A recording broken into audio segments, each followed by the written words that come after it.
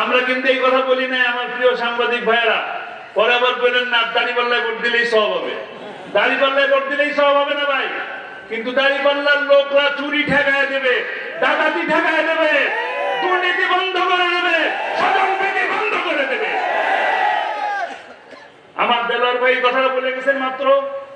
আমাদের আমিরে জামাত বলছেন বাংলাদেশ জামাত ইসলামীর নেতৃবৃন্দরা যারা এমপি নির্বাচন করবেন, এমপি যদি আল্লাহ তাআলা আপনাদের দায়িত্ব দেন, তবে জামাত ইসলামীর কোন সংসদ সদস্য সরকারি কোনো প্লটও নেবেন না, কোনো গাড়িও নেবেন না। একমত আছি, আমরা একমত আছি।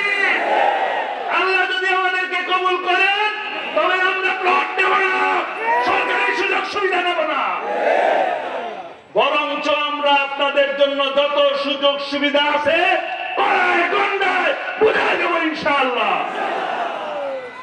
আমাদের ভাই দেলোয়ার ভাই এমনই একজন মানুষ, যে মানুষ আপনাদেরকে কড়াই গন্ডায় বুঝাই দেওয়ার মতন সৎ সাহস রাখেন।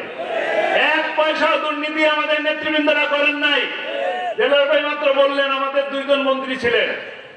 ভাই আমাদের 2 জন মন্ত্রী না, আমাদের 2 জন মন্ত্রী, 18 জন এমপি, তার আগে এমপি, যত এমপি ছিলেন স্বাধীনতার পর থেকে কোন এমপির নামে কোন দুর্নীতির ছায়া লাগে নাই। কোন উপজেলা চেয়ারম্যান, ভাইস চেয়ারম্যানের নামে দুর্নীতি নাই, 1 টাকার দুর্নীতি খুঁজে পাওয়া যাবে না। কোন চেয়ারম্যানের নামে 1 পয়সার দুর্নীতি পাওয়া যাবে না। কাজেই দুর্নীতি মুক্ত ইসলামী শাসন ব্যবস্থা নেয় এবং ইনসাফ মুক্ত একটি সমাজ যদি প্রতিষ্ঠা করতে চান, তবে জামাত ইসলামীর পতাকা তলে আসেন, দাঁড়িপাল্লায় ভোট দিন, বাংলাদেশ শান্তি পাবে ইনশাআল্লাহ। যে সোনার বাংলা গত 55 বছর ধরে